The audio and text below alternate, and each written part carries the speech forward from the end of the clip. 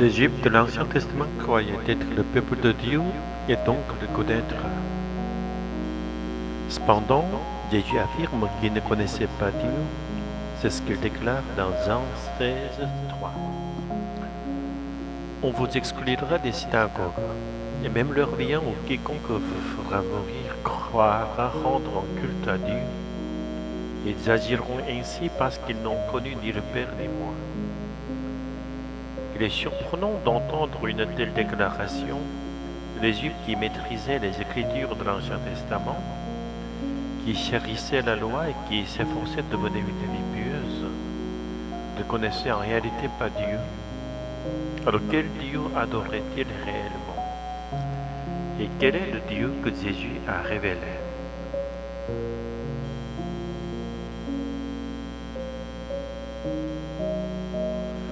Premièrement, ces Juifs ne comprenaient pas correctement Dieu. Ils le voyaient comme un Dieu national, à l'image de ceux que les autres nations adoraient. Ils pensaient à un Dieu qui combattait pour Israël et qui ne sauvait que ce peuple. De plus, ils croyaient que pour être sauvés, ils devaient accumuler des mérites. Deuxièmement, Jésus a révélé un Dieu trinitaire, le Père, le Fils et le Saint-Esprit, que le Fils enverrait après être retourné vers le Père. Ce Dieu n'est pas seulement celui d'Israël, mais celui de toutes les nations, le Dieu du monde entier.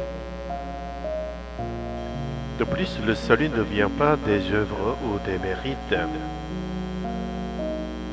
mais uniquement de la foi en Dieu, de l'amour pour lui et de la confiance en lui.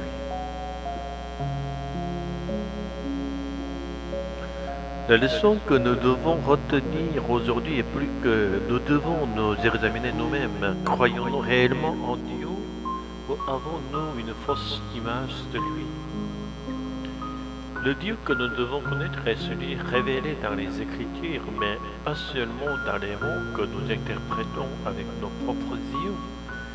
C'est Dieu par le Saint-Esprit qui nous révèle la véritable signification de ces Écritures.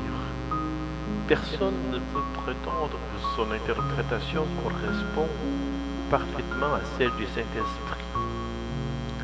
En général, les pasteurs passent plus de temps à étudier la Bible et nous leur faisons confiance pour leur interprétation, mais cela ne suffit pas. Il y a une solution.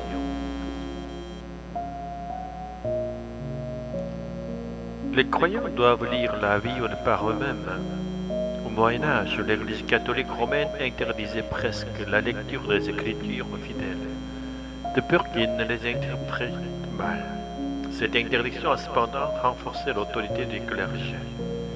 Aujourd'hui, même si on encourage la lecture de la Bible, peu de gens la lisent.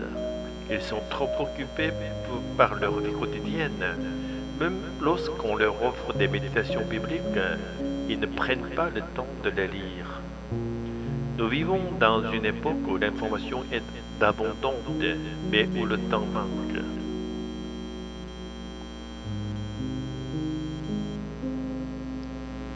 Ne risquons-nous pas de tomber dans le même piège que les Juifs de l'Ancien Testament, qui pensaient connaître Dieu, mais qui en réalité ne le connaissaient pas? Devons-nous simplement admettre notre ignorance avec humilité? Cela risquerait d'être perçu comme un manque de foi. Dans nos milieux religieux, on nous demande souvent de déclarer haut et fort « Je crois » pour être reconnus. Mais nous ne sommes pas seuls. Le Saint-Esprit, le Consolateur, est avec nous. Si nous lisons les Écritures avec un cœur sincère, le Saint-Esprit nous guidera dans leur compréhension et nous conduira vers le Père et le Fils, nous introduisant dans l'amour de Dieu par l'amour de Jésus. Jean 16, verset 13-27.